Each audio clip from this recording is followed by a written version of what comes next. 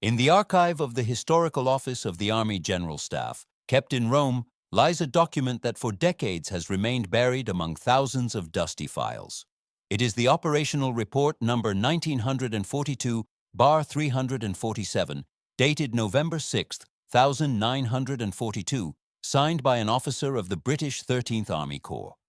What is written in it radically contradicts the narrative spread for entire generations. The Italians in El Alamein did not flee. They did not surrender en masse. They did not abandon their positions as the Allied propaganda of the post-war period wanted. The original text, written in bare and no-frills military English, contains a phrase that still causes unease in Anglo-Saxon academic circles today. The British officer noted that his men, veterans of the Western Desert campaigns, reported that they had never seen soldiers fight with such determination. That phrase, censored for decades in official translations, represents one of the most extraordinary admissions of the enemy towards the Italian armed forces during the entire Second World War. But what really happened in those 13 days of hell between the 23rd of October and the 4th of November 1942? Who were those men who threw themselves at the British Sherman tanks armed only with Molotov cocktails and grenades? And above all, why has this story been systematically obscured for over half a century? One of the greatest Italian military tragedies took place in the sands of El Alamein, but also one of the brightest examples of valor that the Royal Army has ever expressed. Two divisions in particular wrote pages that deserve to be snatched from oblivion: the 132nd Ariete Armored Division and the 185th Folgore Parachute Division. Both fought to total annihilation, repeatedly repelling attacks carried out by forces numerically superior by 5, 6, sometimes 10 times as many. The documents declassified in the 90s by the Central State Archives reveal details that clash with the myth of cowardly and inefficient Italian soldiers. In the British reports, we read that the Folgore resisted for 13 consecutive days without giving up a single meter of strategic ground. The Italian paratroopers, deprived of water, food, and ammunition for over a week, refused repeated calls to surrender with contempt. To the war cry of their division, they responded to the last British assault, preferring death to capitulation. Lieutenant Colonel Victor Turner, commander of the 132nd British Infantry Brigade that collided head-on with the Folgore, noted in his personal diary that those Italians fought as if there was nothing else in the world. His men, he wrote, had been deeply impressed by the ferocity and discipline of those paratroopers who did not possess armored vehicles worthy of the name and yet stopped the waves of tanks with improvised devices.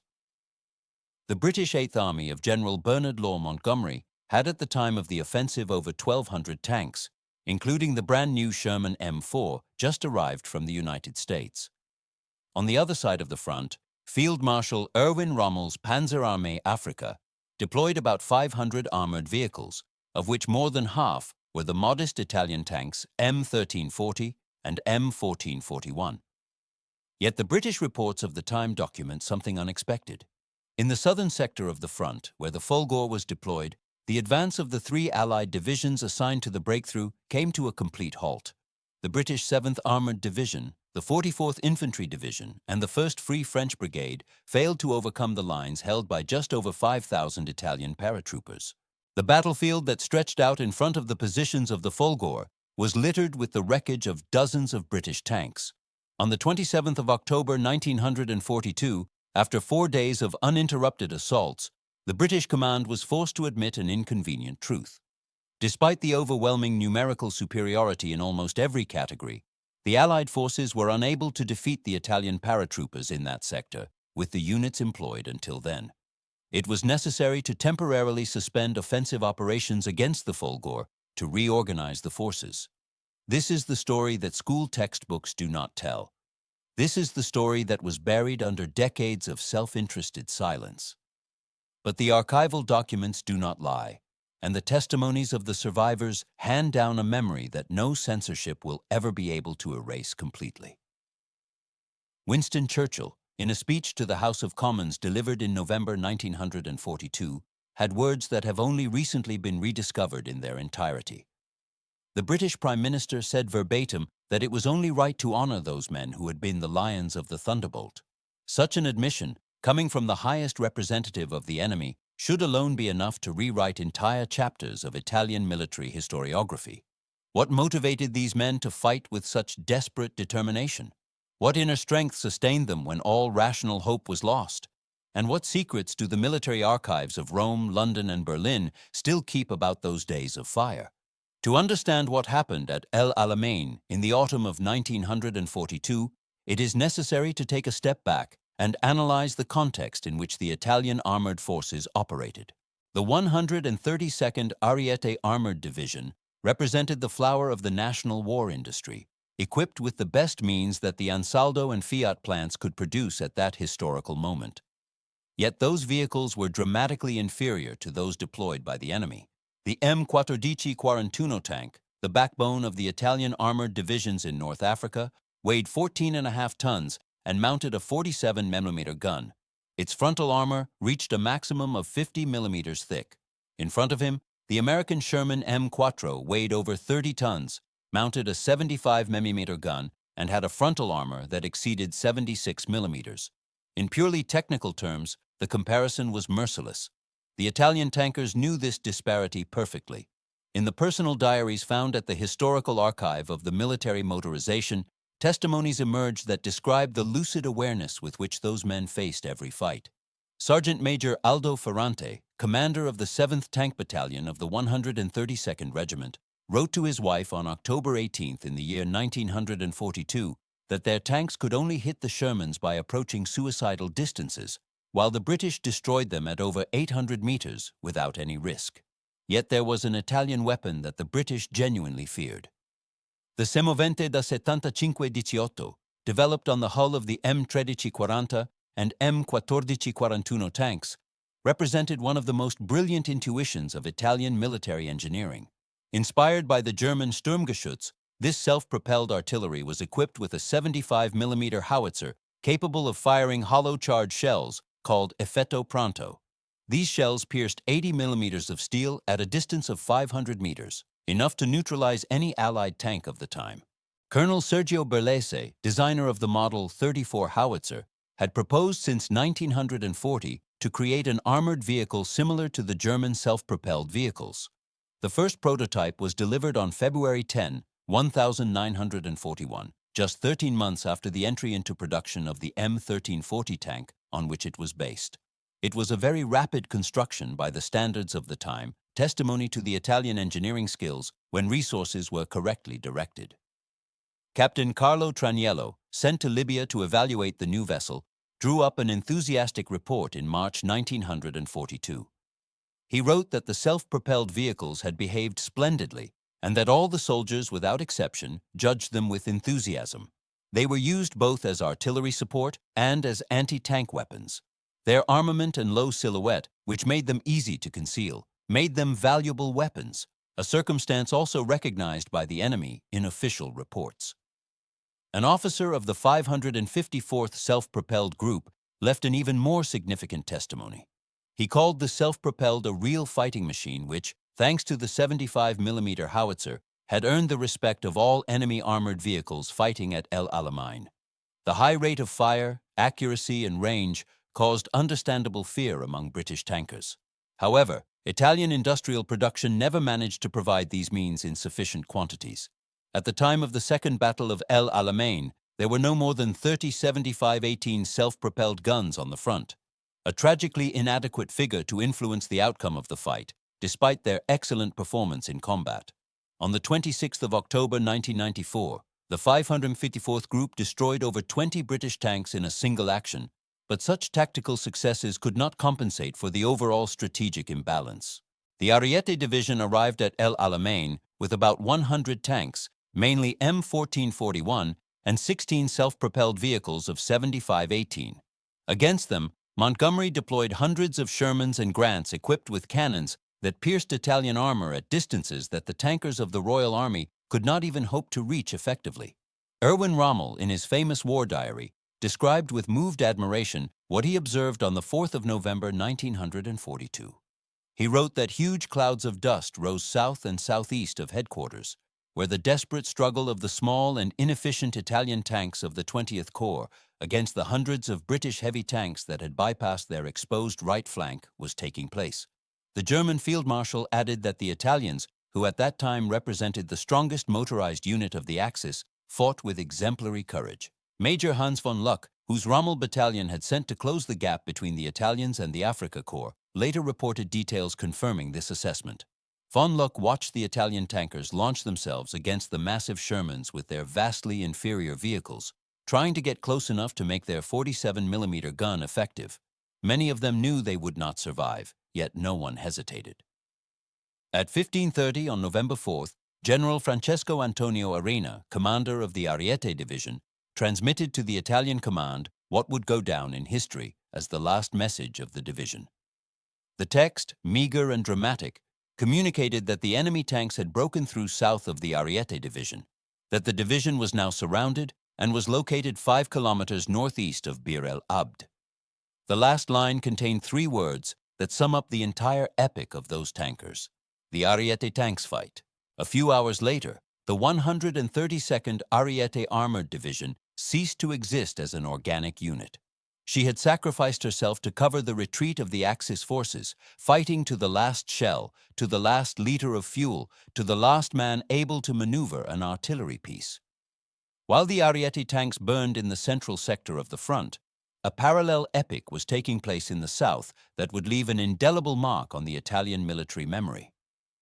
The 185th Folgore Parachute Division defended a stretch of line 15 kilometers long, from the height of Deir el-Munasib to the edge of the depression of El Katara. Against them, Montgomery had deployed the 13th Corps under Lieutenant General Brian Horrocks, with orders to break through and outflank the Axis positions from the south. The Folgore paratroopers had not been trained to fight in the desert. The division had been formed on September 1, 1941, in Tarquinia, near Rome, with the specific objective of participating in Operation C3, the air invasion of the island of Malta, scheduled for the spring of 1994. Those men had been preparing for months to parachute over the British Mediterranean fortress, studying techniques of close combat, sabotage, and vertical assault. The operation against Malta was postponed and finally cancelled when Rommel, after the successes of Gazala and the conquest of Tobruk in June 1942, convinced Hitler to concentrate all available resources for the advance towards the Suez Canal.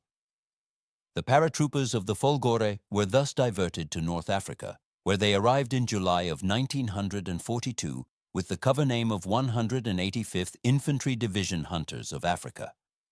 But in reports and dispatches, they continued to be identified as the Folgore. Landed in Tripoli without their parachutes, without adequate motorized vehicles, without the specific equipment for armored warfare, the Italian paratroopers found themselves fighting a completely different war from the one for which they had been trained. They didn't have tanks of their own. They had only 47 mm anti-tank guns, Breda heavy machine guns, 81 mm mortars, and the most important weapon of all, their elite training and an esprit de corps that had no equal in the Royal Army. General Enrico Frattini, commander of the division, organized the defenses by exploiting every feature of the desert terrain. The Italian and German engineers worked for weeks to reinforce the minefields that the British themselves had prepared before retreating, transforming them into lethal obstacles of unprecedented depth. Rommel called those fences of mines the Devil's Gardens, a name that the soldiers of the 8th Army would learn to fear. When at 21:40 on the 23rd of October, 1942, more than 1,000 British artillery pieces simultaneously opened fire on the Axis lines, the paratroopers of the Folgore were ready. Dug into the sand, invisible until the last moment, with mines and anti-tank traps positioned with millimeter precision, they waited for the enemy impact without giving in to the panic that the most violent bombing of the African campaign could have justified. On the 24th and 25th of October, the first waves of assault were repulsed with very heavy losses for the attackers. The British 7th Armored Division, the legendary formation of the Desert Rats that had fought in Africa since 1940, met with resistance that its veterans had never encountered. The minefields turned out to be deeper than expected, and the Italian defensive fire prevented the bomb squad from opening safe corridors for tanks. At dawn on the 25th of October, the passages through the second minefield had not yet been cleared. The 22nd and 4th Light Armored Brigades were blocked, unable to complete the outflanking maneuver to the north that should have hit the Axis positions from behind. In that sector, the Thunderbolt had won the first phase of the battle.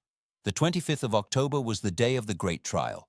At 10:30 a.m., the British 44th Infantry Division, the 50th Northumbrian Division, and the 7th Armoured Division, together with the 1st Free French Brigade, launched a mass assault against the Folgore positions at Deir el-Munasib and at El Himimat Height.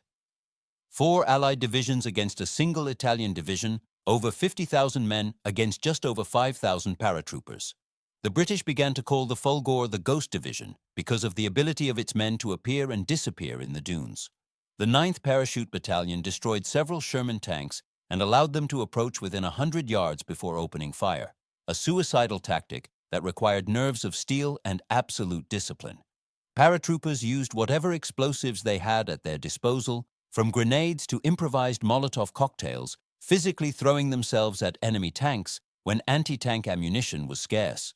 These desperate charges proved extraordinarily effective, both in destroying British armored vehicles and in demoralizing Allied soldiers who witnessed the assaults or heard reports of them.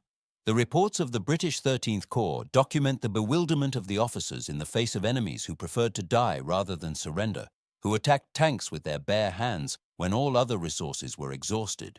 For the duration of the Second Battle of El Alamein, a tactical group of the German 21st Panzer Division, together with elements of the Ariete Division, remained in reserve behind the lines of the Folgore, ready to intervene in the event of a British breakthrough. The Folgore never needed to call them to the rescue. For 13 consecutive days, the Italian paratroopers alone withstood the impact of the Allied forces, proving to be more than equal to any enemy unit.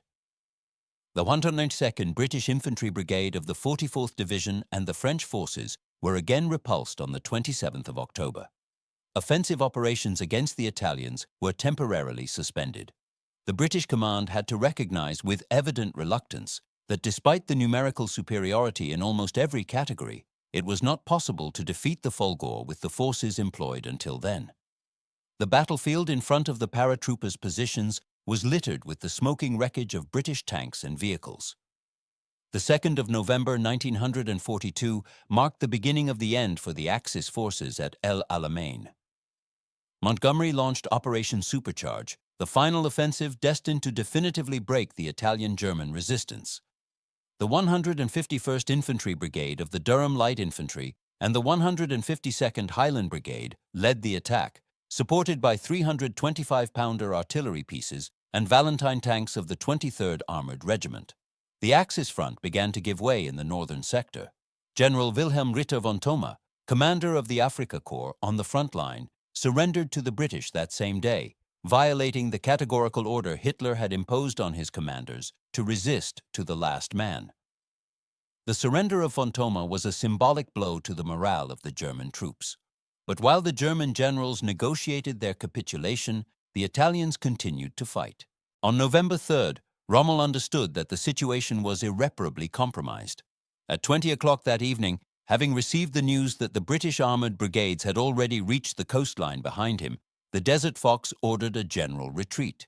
It was a decision that explicitly violated the instructions of Hitler, who had demanded resistance to the bitter end on every position. Rommel knew that obeying that order would mean the total annihilation of the Panzer Army Africa without any strategic advantage. The last to withdraw were the paratroopers of the Folgore. Clinging to their positions in the southern sector, on the edge of the El Katara Depression, they continued to face the British 13th Corps, which, according to Montgomery's plans, should have limited itself to a diversionary attack. In reality, that Army Corps found itself engaged in one of the hardest and most exhausting local breakthrough battles of the entire front.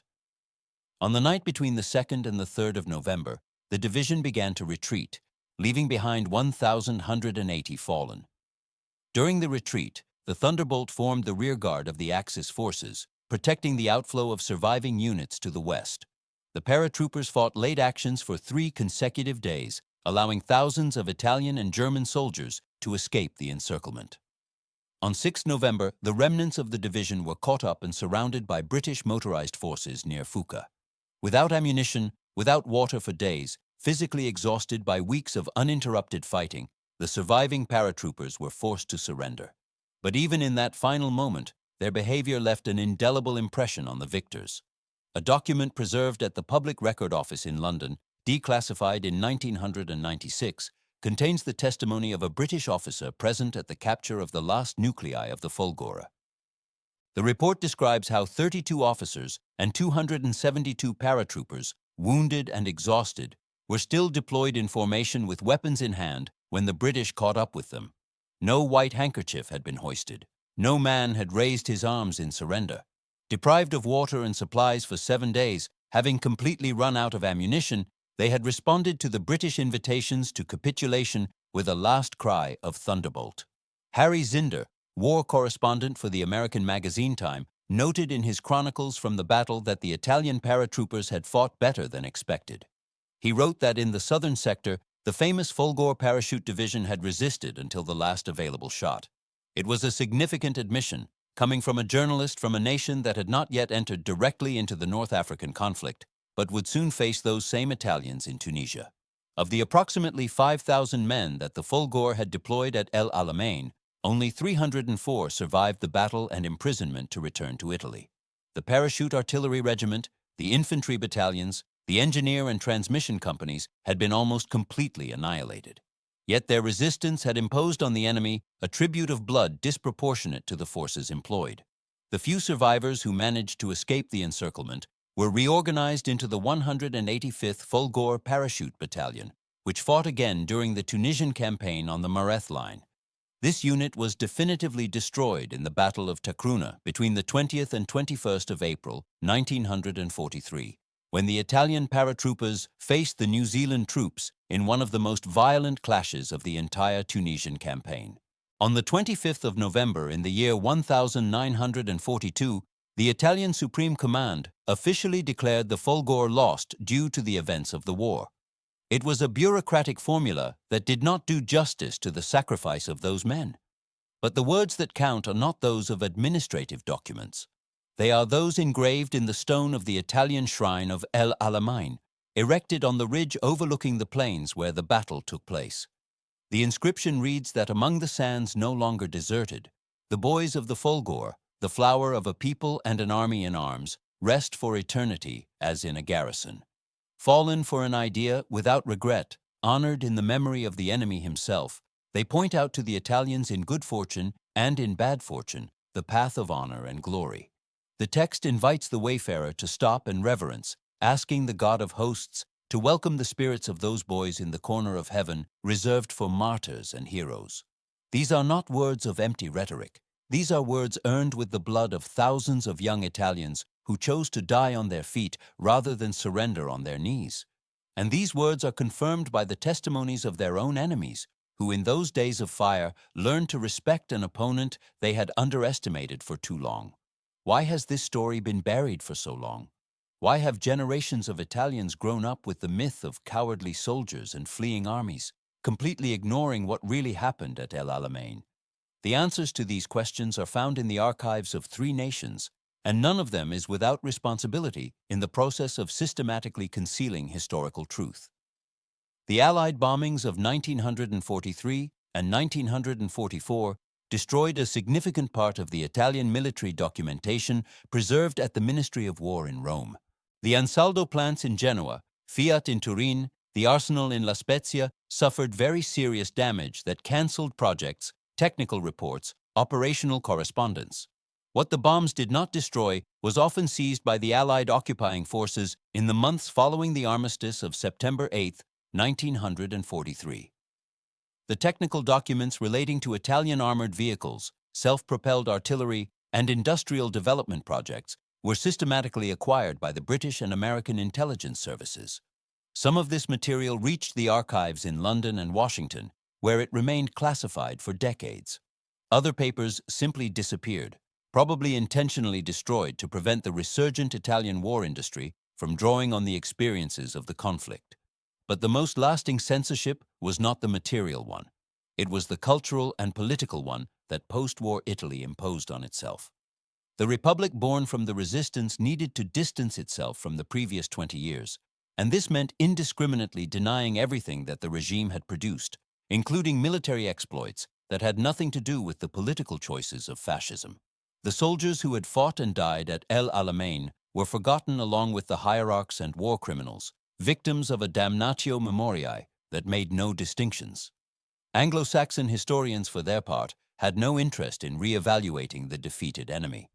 The narrative of the war in the Western Desert was built around the duel between Montgomery and Rommel, between the British Eighth Army and the German Afrika Korps. The Italians were relegated to the role of inept extras, good only for providing material for tank jokes with 5 gears backwards and only 1 forward. It was a comfortable representation, which exalted the Allied victory without forcing the recognition of the value of the adversary. Only from the 1990s, with the progressive declassification of military archives and the emergence of a new generation of historians less conditioned by the ideological contrasts of the Cold War, did the truth slowly begin to resurface. In 2002, on the occasion of the 60th anniversary of the battle, the British historian John Latimer published a volume entitled Alamein, which contained a significant re-evaluation of the Italian role in the North African conflict. Latimer wrote that for too long there had been a fatuous contempt for Italian weapons in English-speaking countries, largely the result of war propaganda. The truth, the historian continued, was that the Italian soldiers had proved tough and resistant, and on countless occasions they had fought with the same courage as any other soldier in the world. It was a belated but important admission from a scholar who had had access to the original British documents on the campaign. In the same year, historians John Bierman and Colin Smith published another study of the battle that devoted ample space to Italian units. Bierman stated in a television interview that the Italian Armored Regiment, despite the chatter about the abundance of backwards, had fought with great audacity, as had the Ariete Artillery Regiment. The American historian John Gordon, in his book Behind Rommel's Lines, pushed the re-evaluation even further, arguing that the British Special Forces had been so impressed by the methods and tactics of the Italian Desert Corps that they openly copied them. Today, at the Historical Museum of Military Motorization in Rome, it is possible to observe some of the vehicles that fought at El Alamein: a restored M1441 wagon, a 7518 self-propelled wagon recovered from the Egyptian sands, relics and documents that tell a different story from the one handed down for decades. At the Military Museum of El Alamein in Egypt, a damaged self-propelled vehicle reminds visitors of every nation that men from many countries fought and died there, not all on the right side of history, but all equally deserving of respect for the courage shown. The archives continue to return documents. At the Historical Office of the Army General Staff in Rome, Italian and foreign researchers consult files that have remained closed for decades. Operational reports, war diaries, survivors' testimonies emerge that add details to a still incomplete picture. Part of the documentation remains inaccessible, kept in funds not yet catalogued or subject to confidentiality constraints that now appear anachronistic more than 80 years after the facts. What remains to be clarified? A lot, probably too much. The exact numbers of Italian losses at El Alamein are still the subject of discussion among specialists. The fate of many missing has never been ascertained. The original British reports on the conduct of the Italian units have not been fully published. And above all, there is still a lack of a shared narrative that gives those men the place they deserve in the national memory. Italy did not lose the war in North Africa because of the weakness of its soldiers. It lost it due to industrial inferiority compared to the Anglo-Saxon powers, unforgivable strategic errors committed at the highest political and military levels, and a logistics chain that never managed to guarantee adequate supplies to the fighting troops. The tankers of the Ariete and the paratroopers of the Folgore did everything that was humanly possible to do with the means at their disposal. Often, they did much more. This is the history that should be taught in Italian schools, not to glorify war or to rehabilitate a regime that led the country to catastrophe, but to do justice to men who died doing their duty to the end, men whom their own enemies honored by calling them lions.